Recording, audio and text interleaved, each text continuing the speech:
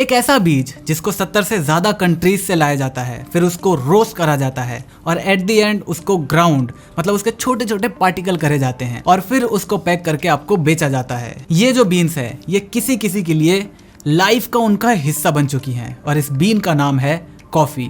अगर आप बहुत सारे प्रोडक्टिविटी गीक्स को फॉलो करते हो तो आपको पता होगा उनका जो मॉर्निंग रिचुअल शुरू होता है वो कॉफी से ही शुरू होता है। अब यहाँ पर हम इंडियंस की कॉफी को लेकर क्या मेंटेलिटी है, चाय का रिप्लेसमेंट कॉफी, मतलब कॉफी के अंदर दूध भी रहेगा, कॉफी के अंदर आपका चीनी भी रहेगा। लेकिन बाहर के लोगों का क्या सीन है, coffee is just a medicine.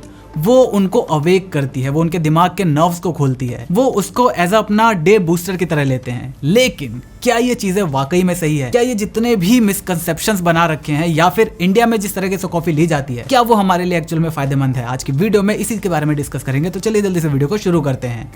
सबसे पहले हम इंडियंस का एक बेसिक सा जो हमारे दिमाग के अंदर है वो ये है कि कॉफी अमीरों के चोचले हैं, कॉफी बाहर से आई है, वेस्टर्न कल्चर है, कॉफी एक मॉडर्न चीज है, chai is the best, no doubt chai is a very good thing. वहां पर भी आपको बहुत सारी चीजें ऐसी मिलती हैं जो आपके दिन को बूस्ट कर सकती हैं, जो आपके मूड को स्विंग कर सकती हैं। आपका मूड अगर लो है या फिर एनर्जी थोड़ी सी कम है, उसको इंस्टेंट एनर्जी दे सकती हैं। लेकिन उसकी जो मेन इंग्रेडिएंट है ना, जो चाय हमें इतना बूस्ट करता है, वो है गर्म चाय। आप कभी भी ठंडी चाय पीकर देखो, आपको कभी भी इतना रिफ्रेशमेंट फील नहीं होगा जितना आपको गर्म चाय पीकर होगा। तो यहाँ पर अगर मैं चाय पत्तियों की बात करूं तो उसमें आपको कुछ भी ऐसा ब्रेन स्टिमुलेंट नहीं मिलता जो आपकी ब्रेन एक्टिविटी को ट्रिगर करे। हाँ, अगर आप उसमें अदरक, काली मिर्च ये सब डाल के अपनी हेल्थ को ठीक कर सकते हो, मैं चाय को बुरा नहीं कह रहा, मैं सिर्फ साइंटिफिक बेसिस पर बात कर रहा हूँ। ऑन द अदर हैंड अगर मैं कॉफी की बात करूँ तो उसमें आपका मेन इंग्रेडिएंट क्या होता है, कैफीन। और रिसर्च ये बार बार शो कर चुकी है कि कैफीन हमारे दिमाग के लिए काफी सही होता है। वो अलग अलग सिनेरियो में अलग अलग तरीके से हमारी बॉडी में काम करता है। अब बहुत सारे लोग इन जनरल ये भी सोच सकते हैं कि यार कॉफी तो हम में से कोई भी नहीं पीता, हमारे घर में नहीं पीता, हमारे आसपास पड़ोस में नहीं पीते। तो मैं आपको बता दूं 2019 में कॉफी के अकेले बिजनेस का अगर प्राइस टर्नओवर में बताऊं तो वो है करीब $30 बिलियन का। तो ये कोई छोटा मार्केट नहीं है। आपके आसपास अभी इंडिया में इतना ज्यादा पॉपुलर नहीं है, बाहर अगर आप चले जाओ तो coffee is the only thing. अब यहाँ पर एक और चीज, अगर आप साइंस वीडियोस वगैरह देखते हो तो आपने ये भी देखा होगा कि कॉफी हमारे लिए सही नहीं होती। ज्यादा अमाउंट में अगर आप कॉफी लोगे तो वो आपके हेल्थ को अच्छे की बजाय खराब करेगी। बिल्कुल सही बात है, लेकिन ये चीज आपकी हर किसी फील्ड में अप्लाई होती है।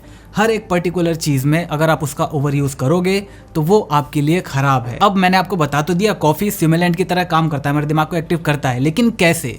क्योंकि आप हमारे चैनल पे हो, सिर्फ यहाँ पर बातें नहीं मिलेंगी बल्कि उसके अंदर का मैकेनिज्म भी आपको जानने को मिलेगा। कैफीन एक्चुअली में क्या करता है, देखो हमारे दिमाग में adenosine A1, adenosine A2 molecules होते हैं, मॉलिक्यूल्स नहीं बाइंडर्स होते हैं। वो बाइंडर्स आपके दूसरे एलिमेंट से, दिमाग में अलग केमिकल अलग सेल से बाइंड होकर आपकी नॉर्मल जो एनर्जी होती है उसको क्रिएट करते रहते हैं। वो क्या करता है, एडिनोसाइन A1 और A2 को आपस में या फिर दूसरे सेल से जुड़ने की बजाय कैफीन उसके साथ जुड़ जाता है। इससे क्या होता है, जब ये दोनों आपस में जुड़ते हैं तो एक एक्स्ट्रा एनर्जी रिलीज होती है। वो जो एनर्जी है वो आपके लिए एज अ स्टिमुलेंट काम करती है। इवन इससे आपके सिर्फ दिमाग के स्टिमुलेंट से एक्टिवेट नहीं होते बल्कि ये आपके फिजिकल इंड्योरेंस को भी बढ़ाता है। अगर आप थोड़ा बहुत जिम वगैरह करते हो, अगर आपने इसके बारे में थोड़ी नॉलेज ले रखी है तो आपने प्री वर्कआउट का नाम सुना होगा। लोग जिम करने से पहले प्री वर्कआउट लेते हैं, तो उसका जो मेन इंग्रेडिएंट होता है वो क्या होता है, यही कैफीन।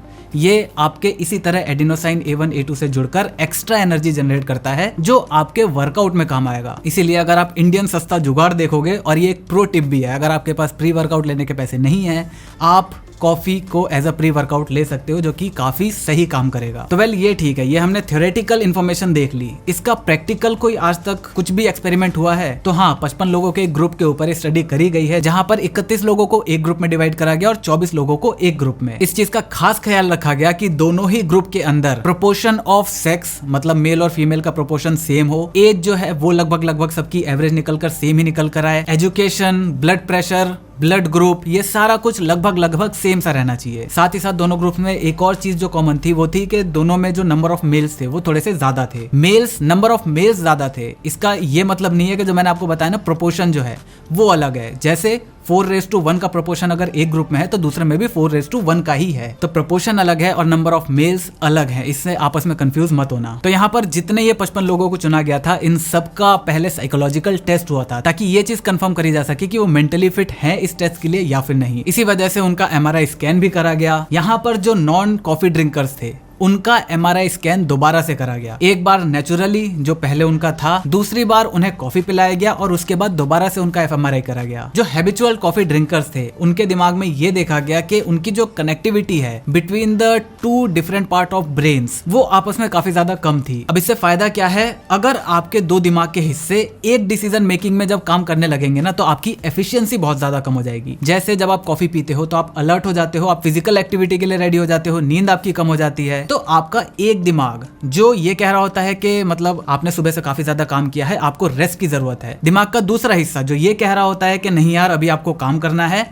अभी आपको जिम जाना है या जो भी करना है, आपको फिजिकल कुछ भी काम करना है, आपको जागना है, आपको सोना नहीं है। तो जो रेगुलर कॉफी ड्रिंकर है उसके दिमाग के दो हिस्सों की कनेक्टिविटी जो है वो काफी कम होती है। इंटरेस्टिंगली जो आपका जो नया ग्रुप आया था जो कॉफी नहीं पीता था उसके अंदर ये काफी नोटिसेबली देखा गया। जो हैबिचुअल ड्रिंकर थे उनका तो कनेक्टिविटी मतलब स्कैन से पहले बाद में उतना ज्यादा कोई फर्क नहीं आया ऑब्वियसली, लेकिन नॉन ड्रिंकर्स में बिफोर और आफ्टर काफी ज्यादा अंतर देखने को मिला। इसके बाद उनके और भी अलग अलग टेस्ट करे गए जहां पर जो नॉर्मल कॉफी ड्रिंकर्स थे उनके जो अलर्टनेस थी उसका स्कोर काफी ज्यादा था इन कंपैरिजन टू दूसरे ग्रुप के। अब यहाँ पर एक बात है जो पहले की स्टडीज में करी गई थी कि जो भी लोग कॉफी पीते हैं उनकी एंजाइटी बढ़ जाती है, ये बात पहले से ही प्रूफ थी। लेकिन उनका ये भी कहना था कि इसमें कॉजेलिटी भी इफेक्ट करती है, मतलब आपका कॉज और इफेक्ट ये दोनों आपस में सेम तरीके से काम करता है।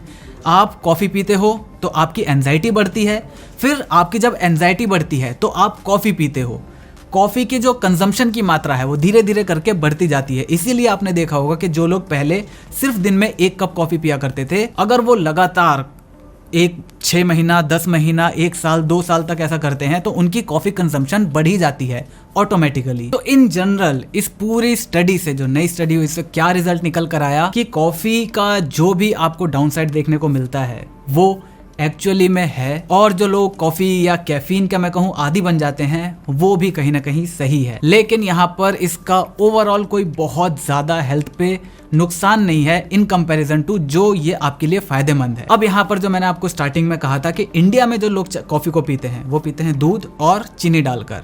यहाँ पर जो चीनी है वो ऑब्वियसली आपका जो ग्लूकोज की मात्रा है उसको बढ़ाती है। ग्लूकोज के लेवल जब बढ़ता है, ग्लाइकोजन का लेवल जब बढ़ता है तो वो जो एक्सेसिव एनर्जी आपके अंदर आती है, आप जब उसका यूज नहीं करते तो इससे वो उतनी ज्यादा इफेक्टिव नहीं रह जाती। जो कॉफी कैफीन जो है वो एक्चुअल में जाके दिमाग को सिमुलेट करेगी, ग्लाइकोजन उसको थोड़ा सा सप्रेस करेगा, साथ ही साथ दूध भी रहता है उसके अंदर। तो ओवरऑल अगर आपको कॉफी पीनी है फॉर अ प्रोडक्टिव पर्सपेक्टिव तो आपको कॉफी सिर्फ गर्म पानी के अंदर सिर्फ कॉफी डालना है और वो पीना है। और बहुत सारे लोगों को काफी ज्यादा कड़वी लगेगी, आपको उसका टेस्ट डेवलप करना पड़ेगा अगर आपको इसका बेनिफिट उठाना है अच्छा वाला। तो बस मुझे उम्मीद है आपको वीडियो पसंद आई होगी। वीडियो पसंद है वीडियो को लाइक कर देना, चैनल पर नए चैनल को सब्सक्राइब कर देना क्योंकि हम ऐसे ही ज्ञान बांटते रहते हैं। मैं मिलता हूँ आपसे अगली वीडियो में, तब तक जय हिंद, वंदे मातरम।